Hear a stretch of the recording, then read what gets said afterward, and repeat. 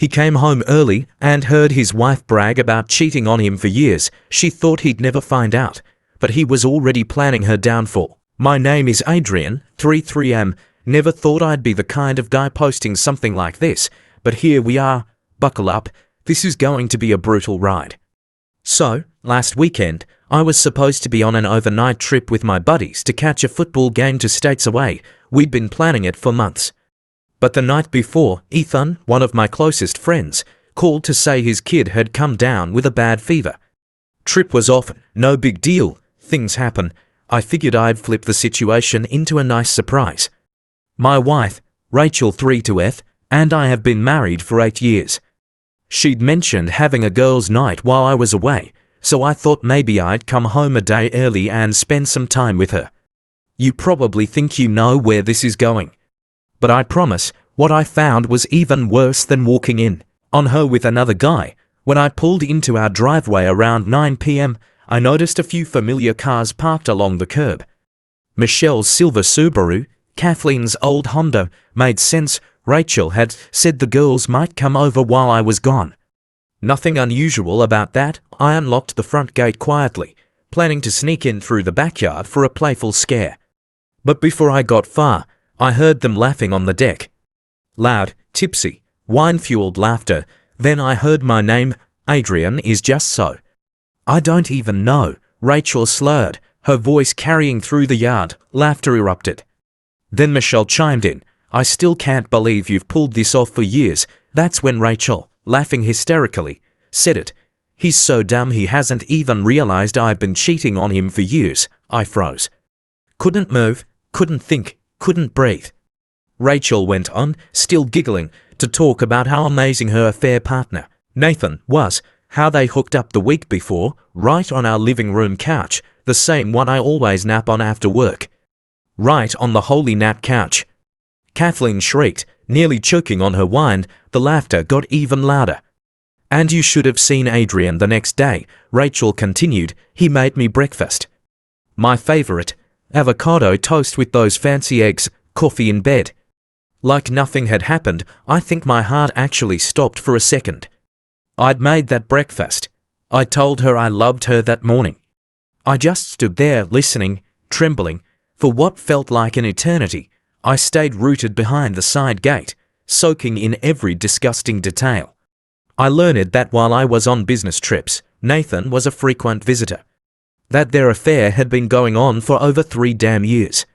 That Rachel even skipped my father's funeral under the excuse of food poisoning just so she could spend the weekend with him. I didn't barge in, didn't yell.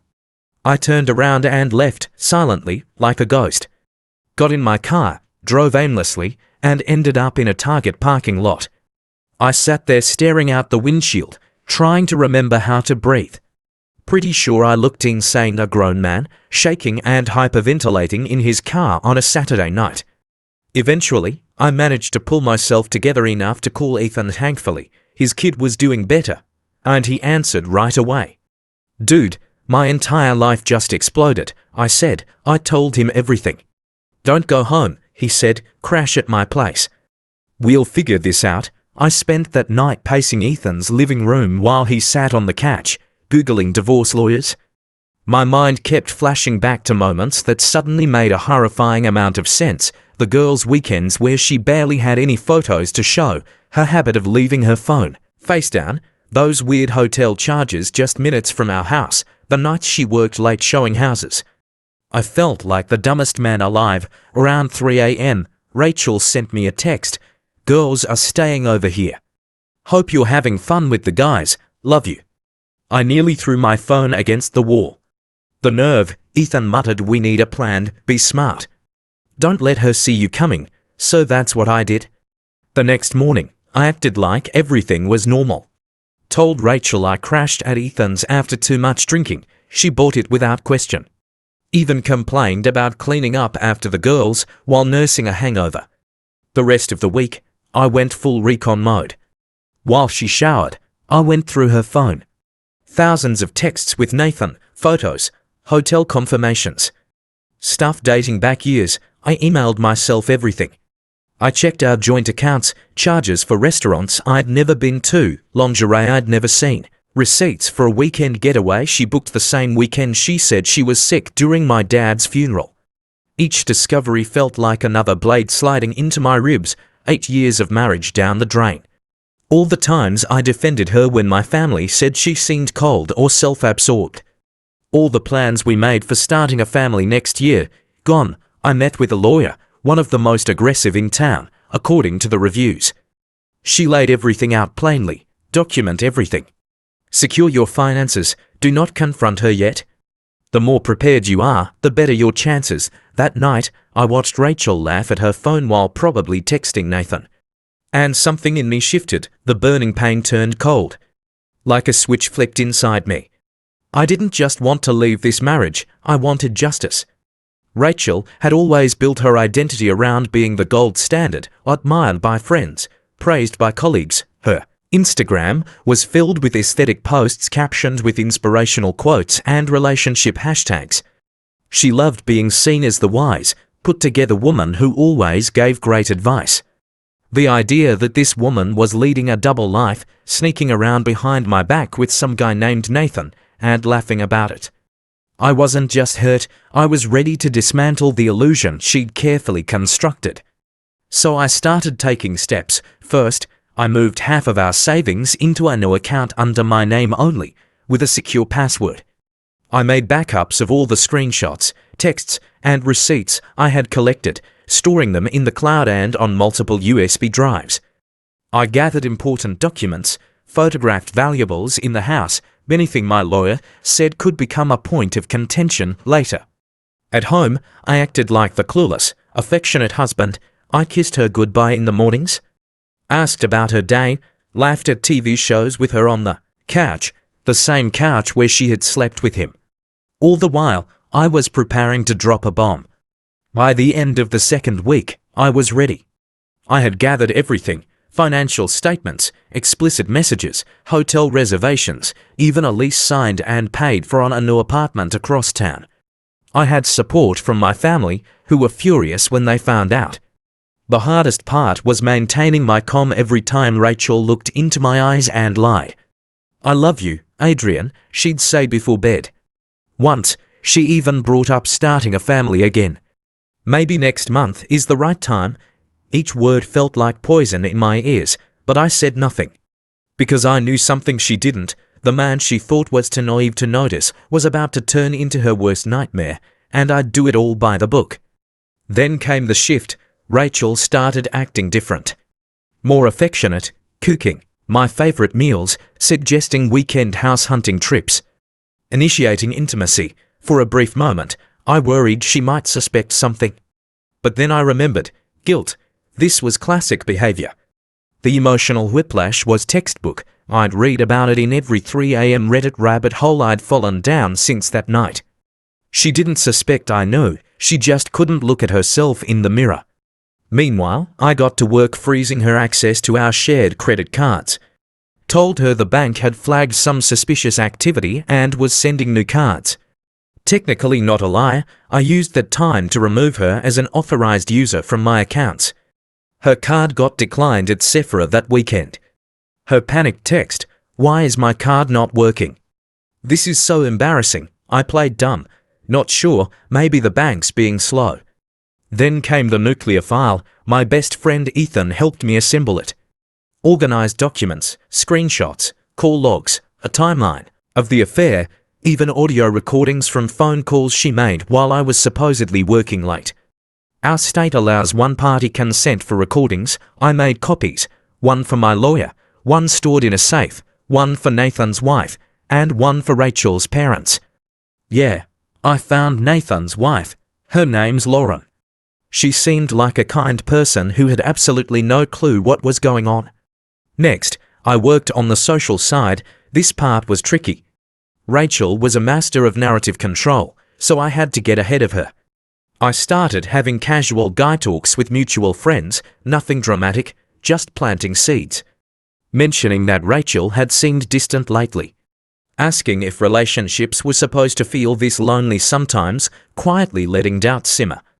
I also took screenshots of her picture-perfect Instagram, all the hashtag relationship goals posts she made during the affair. The hypocrisy was off the charts.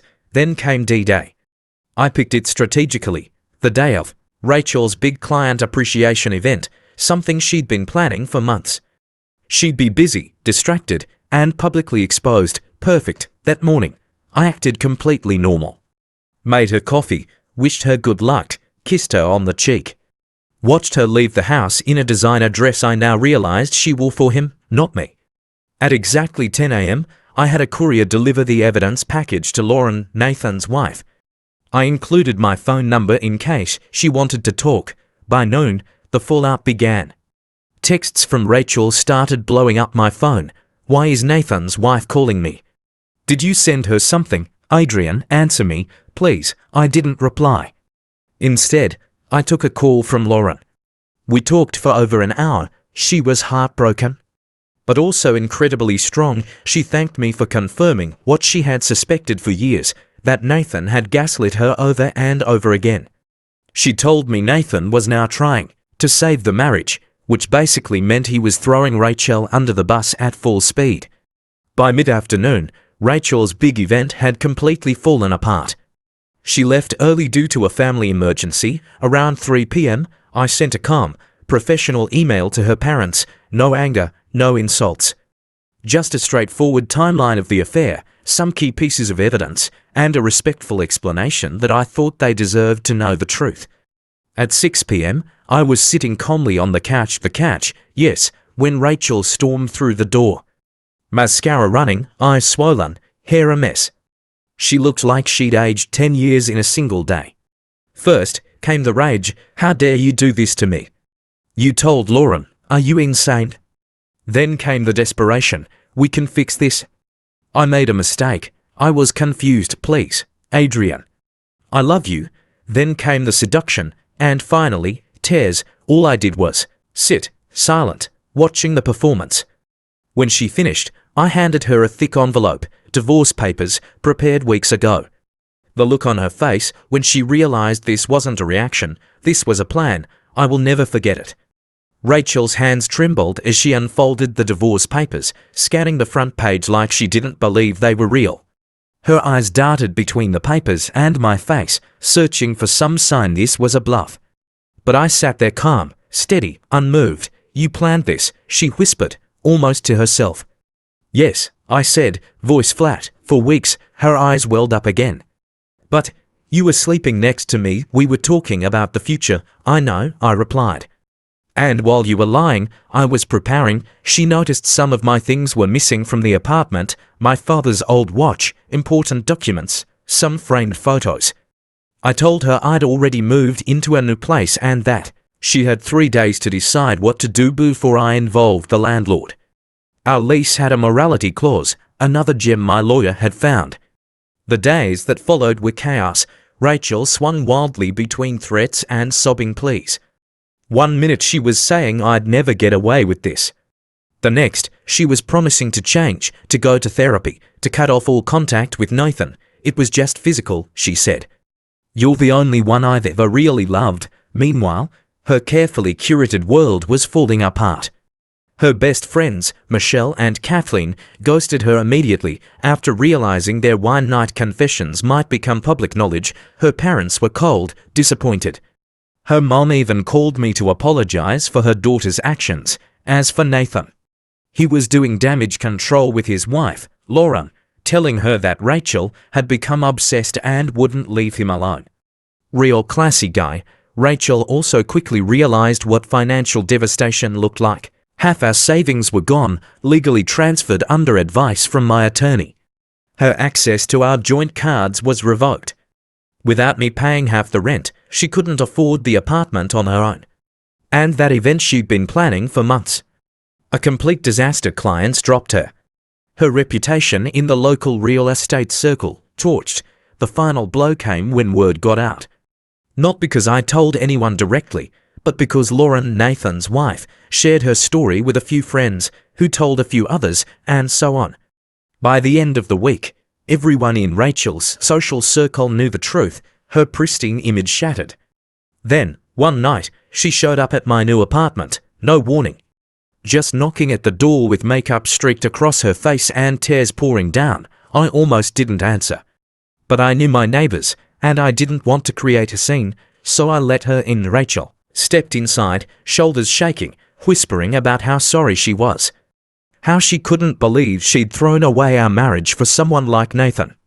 How she'd made a terrible mistake, and then she said it. I didn't think you'd ever find out.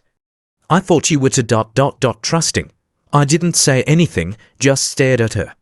Then I walked over to my kitchen table, pulled out a folder, and laid it in front of her. Inside, a breakdown of her new financial reality. Spreadsheets showing the rent she'd now have to pay alone, debt she racked up during the affair. Projections of what her life would look like after the divorce, from alimony prospects to tax impacts. Rachel stared at it all in silence, mouth hanging open. You laughed at me, I said quietly. You called me stupid. Said I'd never figure it out, her lip quivered. I was drunk. I didn't mean it like that. No, I cut her off. You meant every word, and now you're facing what that laughter cost you. She didn't fight anymore after that, just cried. I let her cry. Then I walked her out. That was 6 months ago.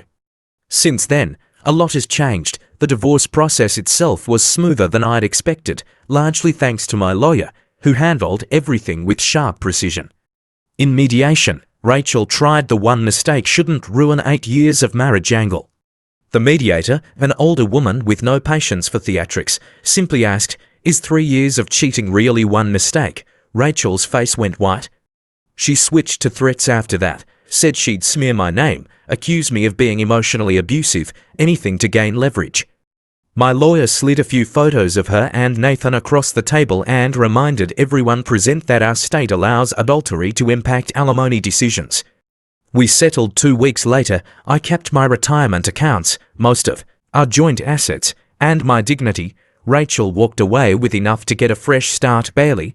The aftermath hit her hard. She had to move in with her parents, to a retirement community no less, into the same twin-bed childhood room with floral wallpaper. She tried to keep up appearances online for a while, posting cryptic quotes and filtered selfies with captions like "Growth is painful but necessary." But people noticed. You can only post so many #TBTs before it becomes obvious you're living in the past. She lost her job too, not directly because of the affair, but because she couldn't focus. Kept missing work, showed up late, depression. Maybe, can't say I didn't understand, her social life imploded. Mutual friends either sided with me or ghosted both of us to avoid the drama. Strangely, even her cousin Tina reached out to me, said she always suspected Rachel was manipulative. Michelle, her former BFF, messaged me weeks later on Facebook. Wanted to check in, asked if we could grab coffee sometime. I didn't respond. She jumped ship the moment Rachel's world started to sink. That didn't sit right with me. Lauren and I stayed in touch, not romantically, just two people helping each other heal. We'd meet for lunch once in a while, swap updates, and process the chaos. As for Nathan, last I heard, he tried to win Lauren back with flowers, apologies, even involved their church pastor. None of it worked. She divorced him 3 weeks after I sent her the file and moved to Pennsylvania. She's dating someone new now, a kindergarten teacher who coaches Little League. Good for her. As for me, the first month after the split, I was a wreck. Ate like a college kid. Slept on a mattress on the floor, avoided human contact. Ethan eventually staged an intervention with bagels and blunt honesty, made me talk, really talk. That's when the healing started. Therapy helped, soccer helped. Saying yes to invitations helped. I built my new apartment piece by piece. A real bed, framed photos, actual food in the fridge. A few months ago, I went on a first date. It was awkward, yes, but it was also a beginning. I'm not rushing anything, just letting life move again. Then, last week, I bumped into Rachel at Home Depot of all places. Her hair was shorter, clothes plain. She looked smaller somehow. We talked. She apologized, genuinely, without tears or drama. Told me she was moving to Chicago, starting over. I told her I hoped she'd heal. She said, I know it doesn't matter now, but I really did love you. I just didn't know how to love anyone properly, not even myself. And you know what? I didn't feel anything, no rage, no pain, not even pity, just peace. She walked away, and I didn't look back.